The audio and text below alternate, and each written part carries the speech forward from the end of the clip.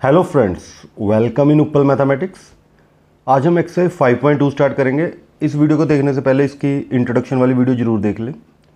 तो हमारा first question है, differentiate the function with respect to x. Y हमारे पास दिया हुआ है sine of x square plus y. तो डेरिवेटिव करना है, तो हम क्या करेंगे, d y by d x, और डेरिवेटिव करना है हमने sine of x square plus 5 का। अब साइन का डेरिवेटिव हमारे पास क्या है, कॉस एक्स स्क्वायर प्लस 5 और further derivative of x square of plus 5। तो ये आ गया हमारे पास कॉस एक्स स्क्वायर प्लस 5 और एक्स स्क्वायर का डेरिवेटिव हमारे पास 2x, 5 का 0। तो आंसर आ गया 2x cos of x square plus 5। ये है हमारा आंसर फर्स्ट क्वेश्चन का। ठीक है, तो चलते हैं क्वेश्चन नंबर सेकंड पर। सेकंड क्वेश्चन है हमारे पास y equal to cos, cos के एंगल में साइन x। तो डेरिवेटिव होगा इसका, पहले तो d upon d x cos angle में साइन x। कॉस का डेरिवेटिव नेगेटिव साइन। अब एंगल का अलग से derivative, derivative of sine x. तो यहाँ आ जाएगा नेगेटिव साइन साइन एक्स। अब साइन का डेरिवेटिव कॉस एक्स। तो फाइनल आंसर है, कॉस को आगे लिख दो, कॉस एक्स साइन और एंगल में साइन एक्स। ये है आंसर क्वेश्चन नंबर सेकंड का। अब चलते हैं क्वेश्चन नंबर थर्ड पर। क्वेश्चन नंबर थर्ड हमारे पास दिया हुआ है sine of a x plus b. तो differentiate with respect to x, तो डेरिवेटिव करेंगे हम पहले साइन का, sine a x plus b. तो साइन का derivative cos a x plus b और further derivative of a x plus b. तो a x cos of a x plus b, a x का derivative x का 1 और a into 1 हमारे पास क्या आ जाएगा a, और b का डेरिवेटिव 0। तो आंसर आ गया आपके पास a cos of a x plus b. ये आपका आंसर है क्वेश्चन नंबर थर्ड का। तो चलते हैं क्वेश्चन नंबर फोर्थ पर। क्वेश्चन फोर्थ है y equal to secant, secant के एंगल में है tan रूट एक्स। तो डेरिवेटिव करेंगे, सबसे पहले करेंगे हम सीकेंड एक्स का। ठीक है, लेकिन ये एक बार करने से पहले ना इंट्रोडक्शन वाली वीडियो जरूर देख ले, तो समझ लगेगा आपको। तो सीकेंड का डेरिवेटिव क्या होता है, सीकेंड एक्स इंटू टेन एक्स। तो सीकेंड एक्स एंगल ऐसे ही, फिर टेन के एंगल में भी टेन रूट एक्स। अब फर्दर डेरिवेटिव हम करेंगे टेन रूट एक्स का। ठीक है, ये आ गया हमारे पास secant tan root x tan root x. अब टेन का डेरिवेटिव हमारे पास क्या होता है, सीकेंड स्क्वायर रूट एक्स। अब फर्दर डेरिवेटिव करेंगे रूट एक्स का। तो ये आ गया आपके पास secant tan root x tan root x secant square root x, और रूट का डेरिवेटिव क्या है, 1/2 रूट एक्स। तो इसका आंसर आपके पास secant tan root x tan of root x secant square of root x और डिवाइड में 2 रूट एक्स। ठीक है, तो ये है हमारा आंसर क्वेश्चन नंबर फोर्थ का। ठीक है, तो चलते हैं क्वेश्चन नंबर फिफ्थ पे। Question number fifth, sine of a x plus b, denominator में cos of c x plus d. तो इसमें क्वेश्चन रूल लगेगा u अपॉन वी। कैसे, डिनोमिनेटर का square, denominator as it is, derivative of numerator as it is, negative का sine numerator as it is, derivative of denominator. तो सबसे पहले क्या होगा, जो भी डिनोमिनेटर है उसका क्या कर देंगे, स्क्वायर। तो cos of square c x plus d, फिर cos of c x plus d as it is, derivative of sine of a x plus b, फिर नेगेटिव का साइन, फिर sine of a x plus b as it is, derivative of cos of c x plus d. ठीक है, cos of square c x plus d, cos of c x plus d, sine का derivative cos a x plus b, और further derivative of a x plus b, a x का derivative a, b का 0, तो साथ में हम क्या लिख देंगे ए, और फिर sine of a x plus b, cos का डेरिवेटिव नेगेटिव साइन ब्रैकेट में डाल दो, सी एक्स प्लस डी, और सी एक्स का डेरिवेटिव साथ में सी। तो ये क्या हो जाएगा, a cos of c x plus d, cos of a x plus b, और इसके डिनोमिनेटर में cos square c x plus d अलग कर देंगे, cos square c x plus d. अब ये नेगेटिव और नेगेटिव हमारे पास क्या हो जाएगा, पॉजिटिव, सी को आगे लिख देंगे, sine of a x plus b, sine of c x plus d, इसके डिनोमिनेटर में अलग लिख देंगे cos square c x plus d. ठीक है, अब देखो ये भी cos square c x plus d है, ये cos c x plus d है, तो स्क्वायर के साथ ये कैंसिल, तो ये क्या बचा, a cos of a x plus b, ये जो डिवाइड में कॉस है ये क्या हो जाएगा, सीकेंट सी एक्स प्लस डी। ठीक है, और यहाँ आ गया आपके पास सी, फिर पहले हम क्या लिखेंगे, sine of a x plus b, ये sine c x plus d है, cos square c x plus d है, तो साइन बाय कॉस हमारे पास क्या हो जाएगा, टेन सी एक्स प्लस डी, और एक कॉस बच गया वो क्या आ जाएगा, सीकेंट सी एक्स प्लस डी। ठीक है, तो ये है हमारा फाइनल आंसर। ठीक है, क्वेश्चन नंबर 5 का दोबारा देख लो, पहले डिनोमिनेटर का square, denominator as it is, derivative of numerator, minus numerator as it is, derivative of denominator, ऐसे करना है 5th क्वेश्चन। तो चलते हैं क्वेश्चन नंबर 6 पर। क्वेश्चन नंबर 6 है हमारे पास, cos of x cube sine square और ब्रैकेट में x5, तो इसमें प्रोडक्ट रूल लगेगा, u into v, u as it is derivative of v plus v as it is derivative of u। ठीक है, तो शुरू करते हैं। First as it is derivative of second function plus second function as it is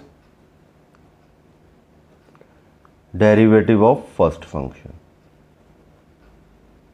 ठीक है, तो सबसे पहले cos x cube as it is, अब साइन के ऊपर पावर 2 है तो 2 आगे आ जाएगा, साइन एक्स की पावर 5 1 रह जाएगी, और फर्दर डेरिवेटिव अब हमने किसका करना है, साइन ऑफ एक्स की पावर 5 का, फिर प्लस साइन स्क्वायर एक्स की power 5 as it is, cos का डेरिवेटिव, क्योंकि अब देखो कॉस के ऊपर पावर नहीं, एंगल में है, तो कॉस का डेरिवेटिव होगा।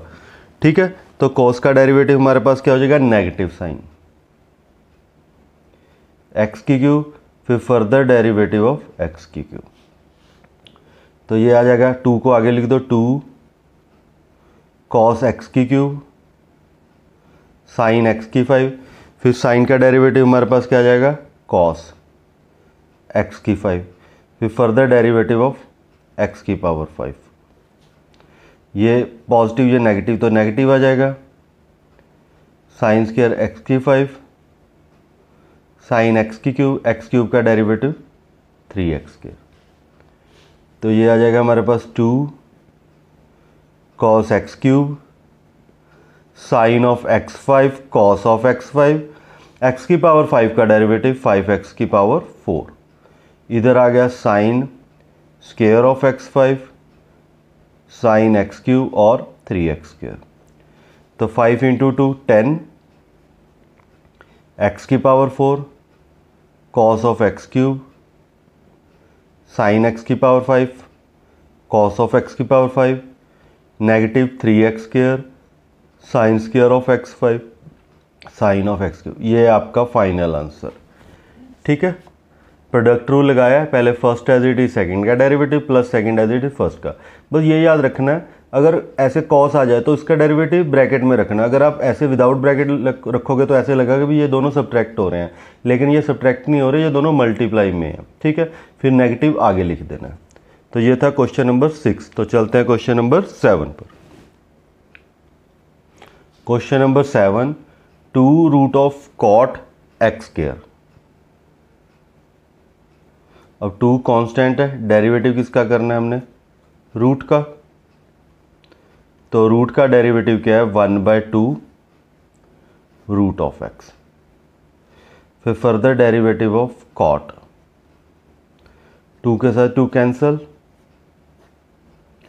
कॉट एक्स स्क्वायर, कॉट का derivative negative, cosecant square x square.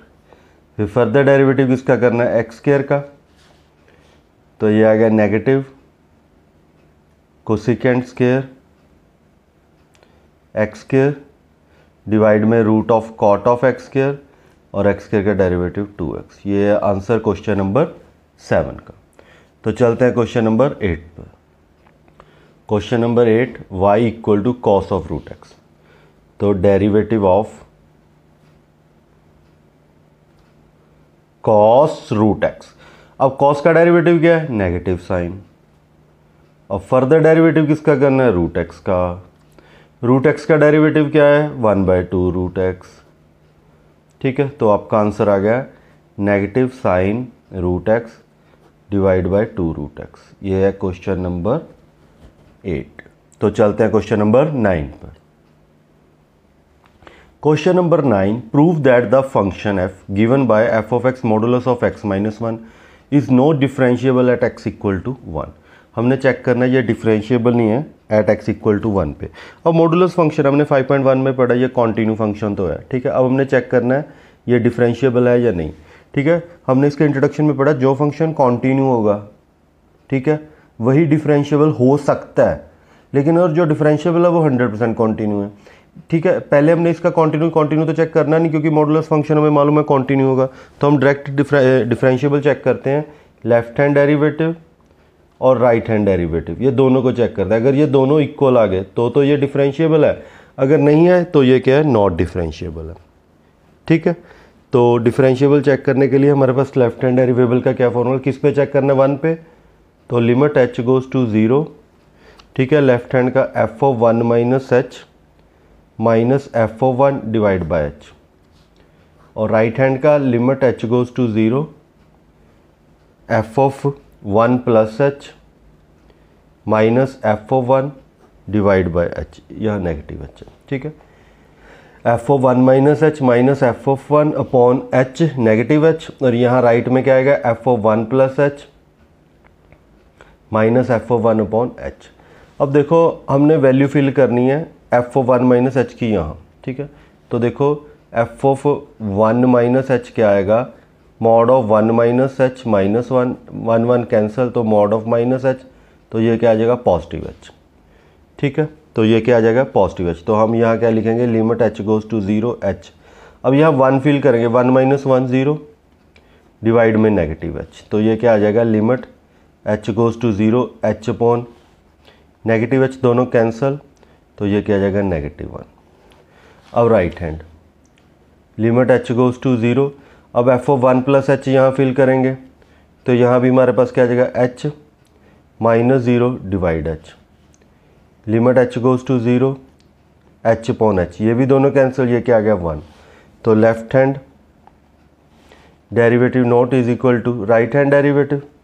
ठीक है, तो ये क्या हमारा फंक्शन नॉट डिफरेंशिएबल। तो 9th क्वेश्चन हमने क्या प्रूव कर दिया, not differentiable at x equal to 1। तो चलते हैं क्वेश्चन नंबर 10th पर।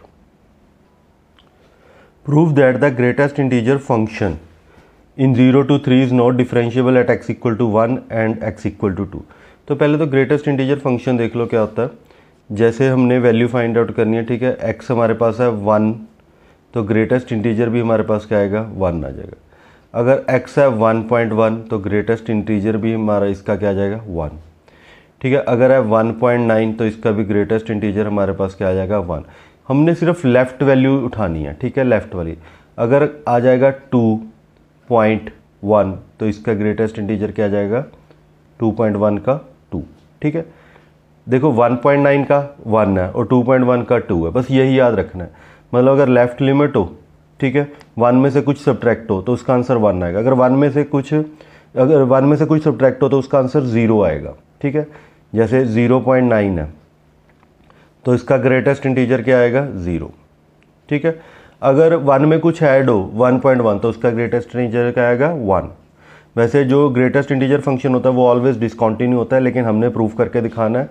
अगर हमने ये प्रूफ कर दिया अभी ये डिसकंटिन्यू है तो वो ऑलरेडी प्रूफ हो जाएगा, अभी ये डिफरेंशिएबल भी नहीं है, क्योंकि हमने थ्योरम पढ़ी है अगर कोई फंक्शन कॉन्टिन्यू ना हो ना तो 100% वो डिफरेंशिएबल भी नहीं होगा। ठीक है, तो पहले हम चेक करेंगे एट x इक्वल टू 1 पे। ठीक है, तो left hand limit x goes to 1 negative. ठीक है, अब देखो 1 से छोटा, 1 से थोड़ा सा छोटा, 1 से थोड़ा सा छोटा क्या होगा 0.99999, तो उसका लेफ्ट लिमिट क्या आएगा हमारे पास 0।